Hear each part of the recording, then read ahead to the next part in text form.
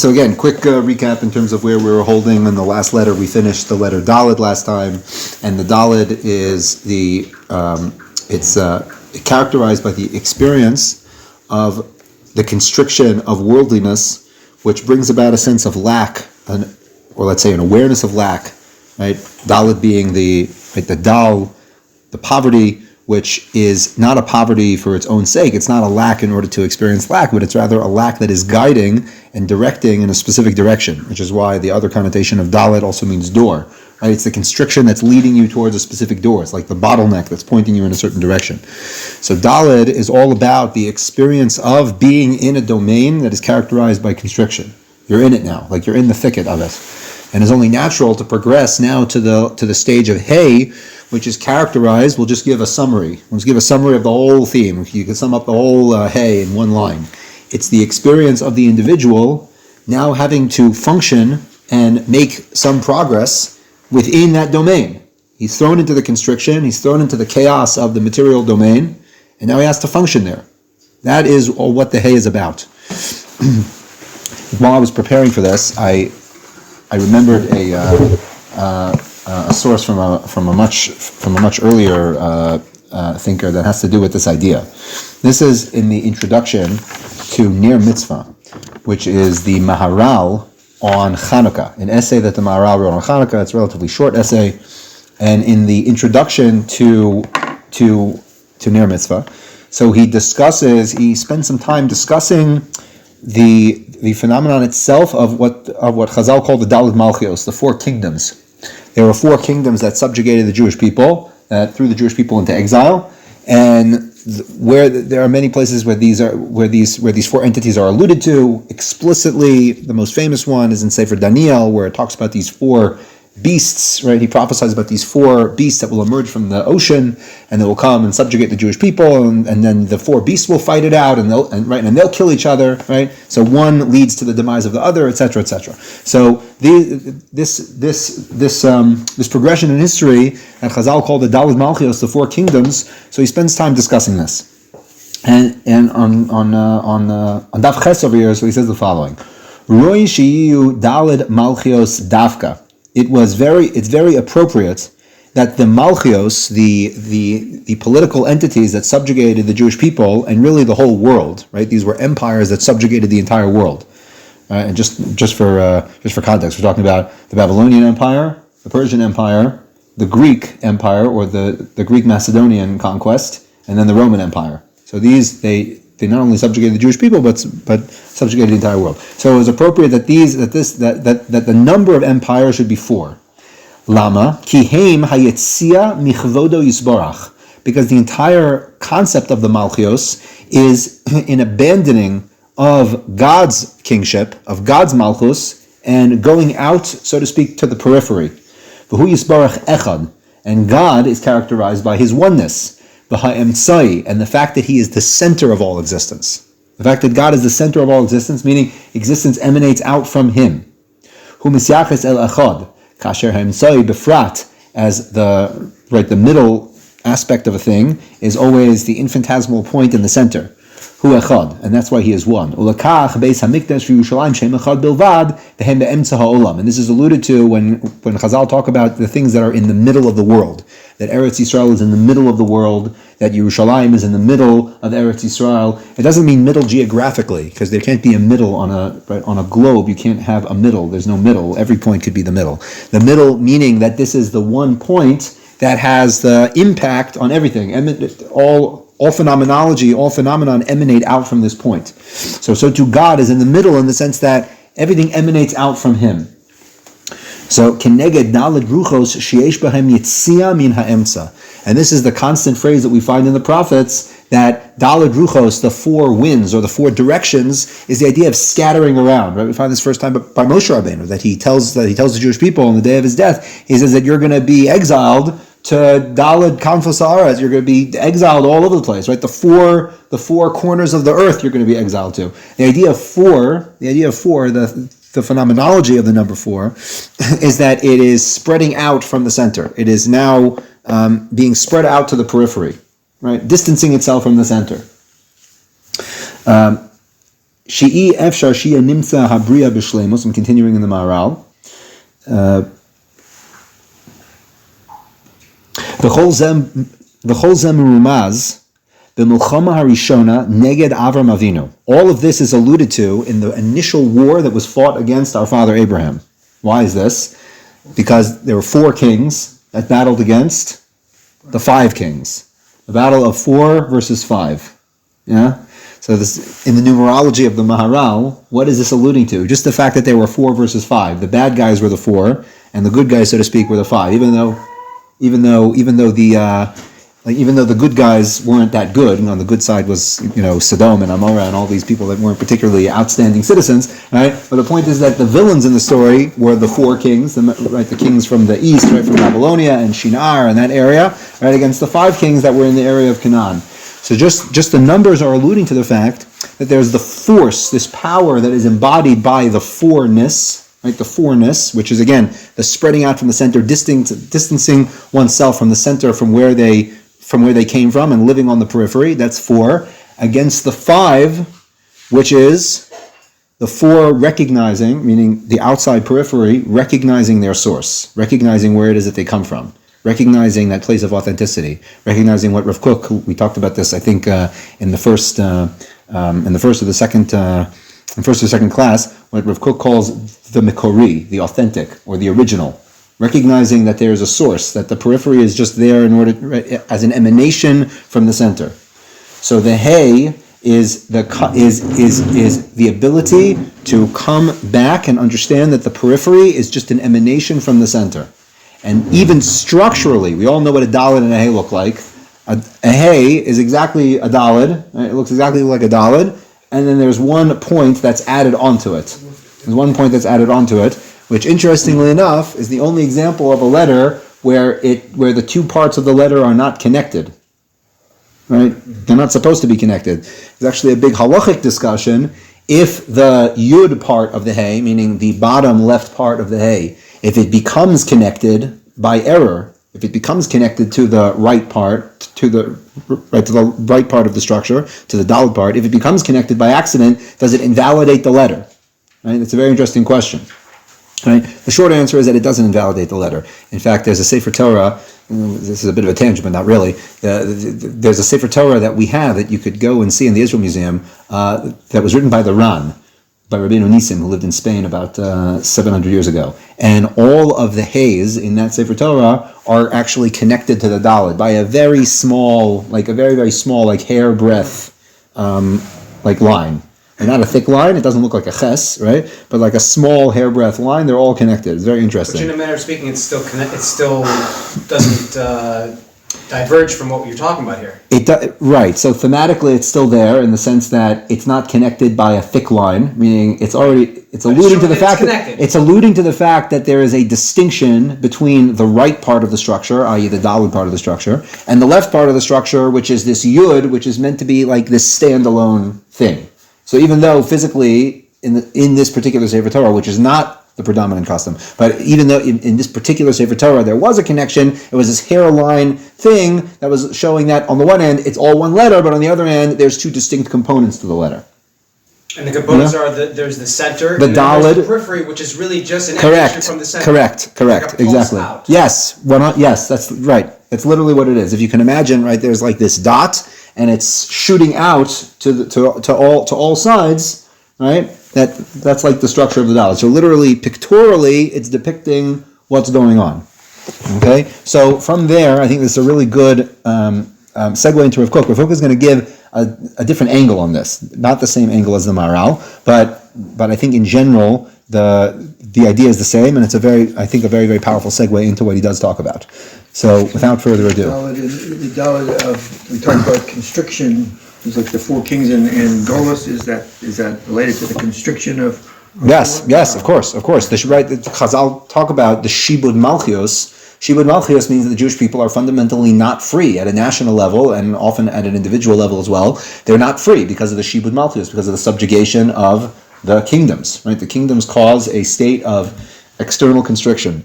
There's the internal and external. Right, the Gemara in Bracha says, It was the custom of one of the Amoraim to say the prayer at the end of his Shmona Esrei. He was saying, right? What was the language? It is revealed before you that it is our deepest desire to fulfill your will. Uma garam, and what causes us to deviate from that? Seor Shabaisa, which is an idiom for the Yetzer Hara, Veshibud Malchios. The Yetzer Hara inside and the kingdoms out, right? The persecution that comes from outside. So there's the inner demon and there's the outer demon, right? But both are just causing constriction. One's coming from inside, one's coming from outside. Anyway. Yes, so that's a very good point. That the Malchios is this phenomenon constriction of that we're fundamentally not free. So Heilach and Zera. So Koach Poel Mufrad. So Rav Kook says this is the force of acting upon Poel Mufrad, of something that is distinct from you. Koach Badul, distinct. Bilti Mechubar, that is not connected. You see what he's alluding to? He's alluding to the fact that the hay, it's not really alluding, he's saying explicitly, that the hay is made of these different parts, right?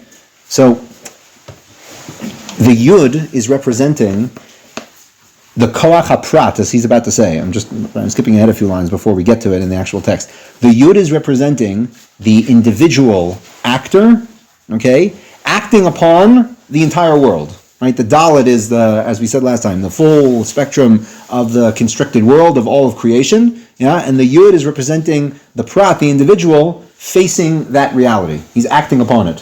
So he's not part of it, right? He's distancing himself from it, but to the extent that he's able to act upon it. Or in the words of Rav Kook, will be tzarfut zu ha'pu'ula ha'achanit na'aseit, ha'koach ha'poel, this power of acting upon, harehu habasis ha'omeid b'smola shel ha'pu'ula. It is positioned at the left of the thing that's been acting upon. Right, the Yud is at the bottom left of the letter.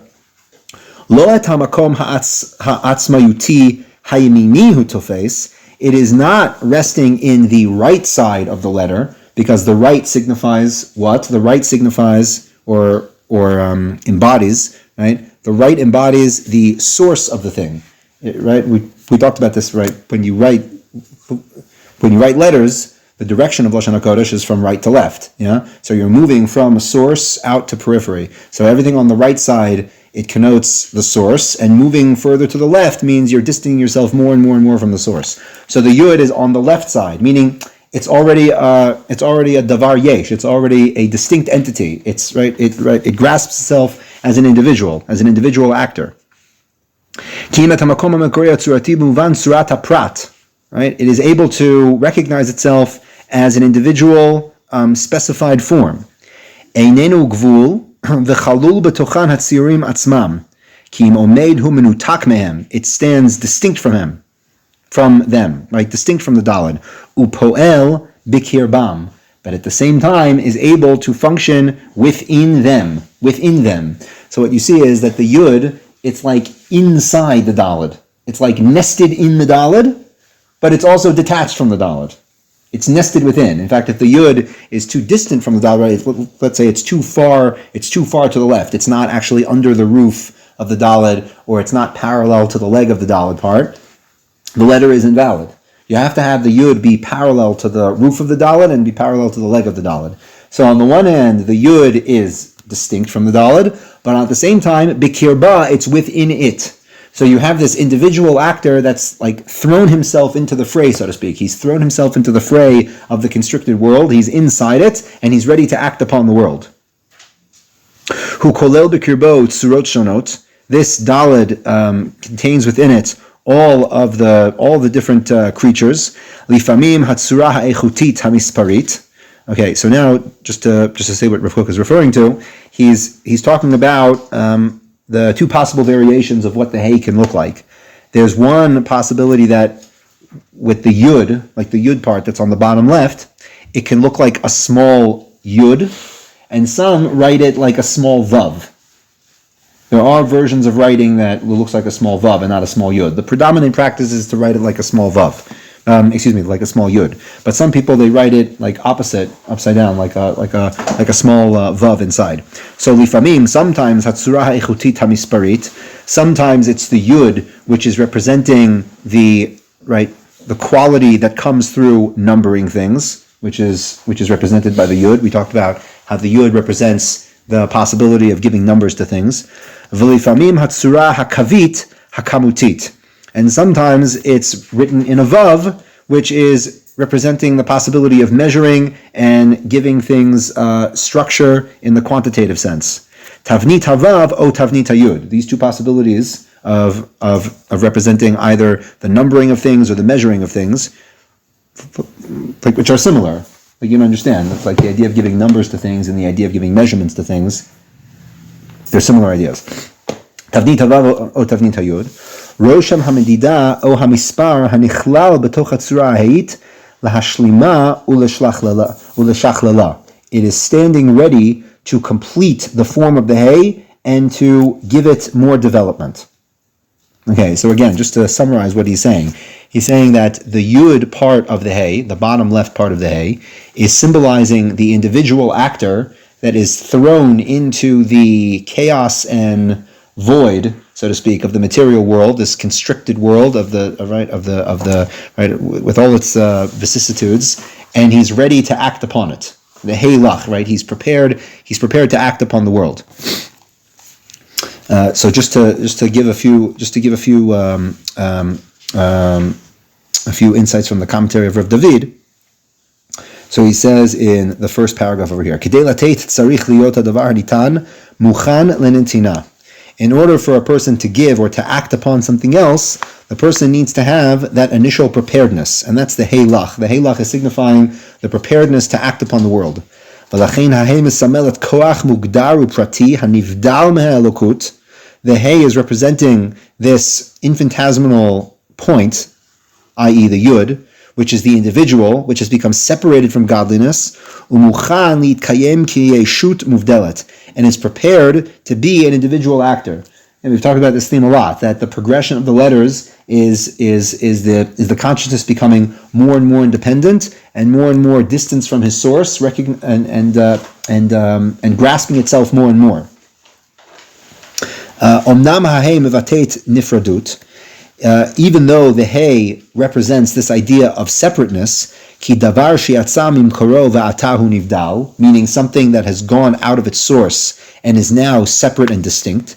V'hi nivdelet mechomer ve'omedet me'alav la'ashpia lo, and it with this separateness, it achieves the possibility of acting upon the thing in which it's finding itself in. So this is like a paradox that he's saying. He's saying that the separateness of the hay is embodying two themes. First of all, it's embodying the fact that the world has become distinct and it's become in its own form, and now it's in the finite form, which is distant from godliness, and it grasps itself as distinct. But that distinctness also gives the actor, the individual actor, the ability to act upon things without being crushed by the weightiness of the world. That's why the yud is separate from the daled. The yud is separate from the daled in that, okay, I'm here, I'm in this environment, that's true, I'm in it, like I'm within the daled, I'm in the domain of constrictedness, but I'm separate enough that I'm able to be an actor with agency and not be crushed by the tightness of reality. Got it.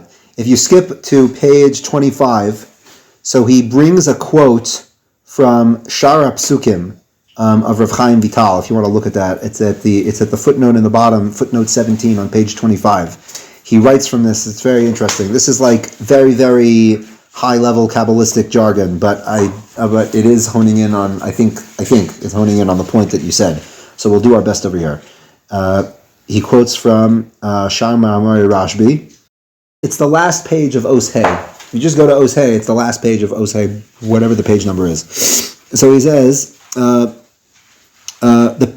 He quotes the pasuk from Parshas Balak, which says "Umigvaos Ashurenu," which literally means "I see them, the Jewish people, from the hills."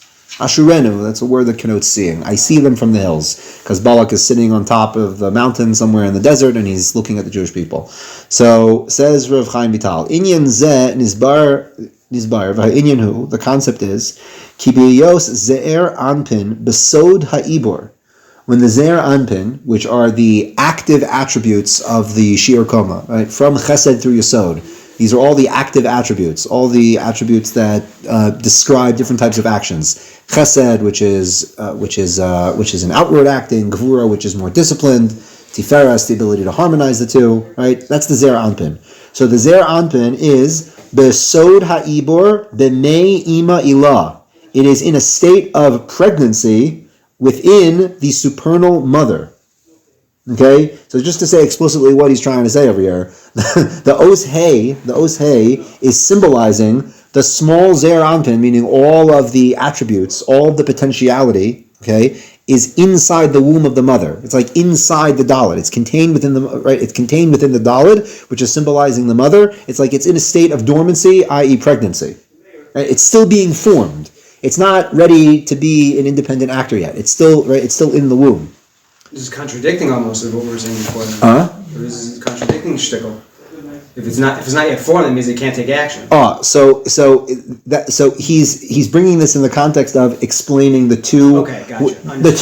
It's the two ways of writing the letter Hey. Right? We said that there's two ways of writing the Hey. Either right, exactly, either the Vav or the Yud. Right. So when it's a Vav, when it's a Vav, it's connoting like all the potentiality of the actor, but it's still in the state of pregnancy. It's still being formed. Okay, and then the other possibility is that it's a Yud. It already becomes the independent actor. It's been given birth to, and now it's able to act upon the world from which it emerged from. Right? Because we're all products of this material world that we find ourselves in. Yeah, but one possibility is that you're contained within it and you're being crushed to the point that you can't be an actor upon it. Right, That's like the Ibor. Too close. What? You're too close. You're too close, and because you're too close, you're contained within it, and your total sense of self is being crushed by the thing. Mm-hmm. You're not separate enough to be an independent actor with agency. Mm-hmm. That's the Ibor. Mm-hmm. The Ibor in this context usually we relate to like birth and pregnancy as like good things, but this Ibor that it's talking about is talking about where the thing is not yet developed enough that it has no independence. That's the idea of the Ibor, which is a theme also with the parashas that we're dealing with now, or that we did deal with over the past couple of weeks, this idea of pregnancy, that the Jewish people in Mitzrayim were in the state of pregnancy, as it describes explicitly in Sefer Devarim. It says that God came and took you, goy mikarev goy. It took a nation from the innards of another nation. It's like you were like inside Egypt, like you were in a state of pregnancy, state of complete dormancy, you weren't able to, right? Which is why the Korban Pesach is meant to be structured like a fetus, right? Rosho al Kir'av al Kirbo. You're supposed to put the Korban Pesach in the fetal position, which is what the Jewish people acted out on the night of Pesach. They had the Korban Pesach inside the house, and the morning came, and they all went out, right? They all went out the bloody door, right? Mm-hmm. It's literally acting out the state of pregnancy and birth. Mm-hmm. So it's like from the state of complete dormancy to a state of now we're active and independent. Me'acharohi besod zeh havav shelo shehi hatiferes. Okay, that's not so relevant to what we're talking about, right? V'sham beregel havav zu me'achareha. So he says very interestingly that there was a Kabbalistic practice that in the first Hey of the divine name, right? The divine name is spelled Yud and Hey, Vav and Hey. So in the first Hey of the divine name, the little bottom left part of the letter, either a Yud or a Vav, doesn't matter. That part of the letter, they would write protruding ever so slightly to the left, meaning it was protruding a little bit out beyond the roof of the Dalet part, not completely underneath. It was protruding out a little bit to the left, signifying that this Yud, i.e., the independent individual actor, was beginning to try to emerge out. It's like it's trying to get out. That's so wild that Yud, Hey, Vav, Hey is the exact situations that we're using to describe this pregnancy and potential and awareness. Yes. So I'll give you even more. I'll give you even more on that. The Gra says that the Shem Havaya of Yud and Hey, Vav and Hey is describing geometrically the nature of something coming into being. How is that? So, like, if you just think, you have to think in your mind, because I don't have blocks to arrange for people. I'm sorry. If you could just imagine the letters Yud and Hey, Vav and Hey in your mind. Okay, so Yud is the point. Okay, it's like a geometric point. It has no dimensions. Okay, and then it gives rise to a Hey, meaning the point becomes a plane. A plane. Okay, and then the Vav gives it, right, pulls it down, right? And then the hay spreads out again, giving it its third dimension. So it starts out as the point, gives rise to the plane, goes down, and then gives it the third dimension. It's like the point becoming a cube. That's insane. It's playing that out pictorially. You know, so like the idea of the yud trying to like get out of its confines, okay, in order to like highlight that theme, they would write the yud protruding ever so slightly to the left. Because again, what? Sorry. So again, this is literally the paradox of that he's trying to highlight. It's separate, but it's in at the same time. In order for an actor to act upon the world, he needs to be inside the world. Like you need to jump in. Like you need to jump into the fray. There's no way to affect anything if you're not in the thing. Yeah, like you're exposing yourself and you're making yourself vulnerable to whatever is going on. So you have to be in. On the other hand, you have to be separate enough and, right, let's say impermeable enough that you remain distinct at the same time. Yeah, so this is the tension that's being displayed upon. I feel like the more we get into the letters, the more I realize it's like it's explaining reality. Like it's explaining. It's trying to describe reality. Like you can write like a psychological book, just how to live life just from the letters almost. Well, I think Yoni asked in the second discussion that we had, like what is this book? Is it a book of Musar? Is it a book of mysticism? What's the goal of the book? So I don't think that there is any explicit instructions in this book, but rather once a person becomes aware of the underlying realities that characterize our development of consciousness, just that awareness allows a person to. At least it should allow someone to act better and act more nobly in the world, right? And this at this stage of the hay is describing the ultimate tension of having to be independent, but at the same time having to be within the fray. You'd think, right? You see, I think there's another way of highlighting this teaching, that if the fundamental tension that we're describing through the progression of all the letters, and this is a tension that's going to continue on, if the fundamental tension is that we had a source in which we were united with, we were one with that source at one point, and then God created the creation. The creation means that there are distinct entities that are not unified with God.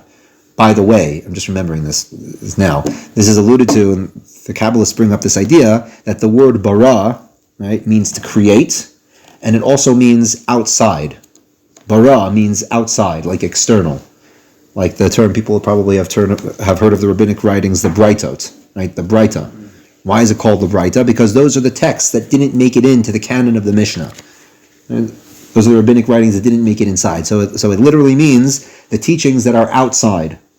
That's what it means. So bara means to create, and it also means to externalize. Because we are now distant from our source, right? This idea, right? The fundamental tension of being is that we know that we have a source and we want to unite with that source, but at the same time, if you unite completely, you cease to exist. This is like the fundamental tension of all reality, and this is the progression of all the letters. It's a Goldilocks zone. It's a Goldilocks zone. Right. So the what? I'm not sure I heard that right. The Goldilocks zone is when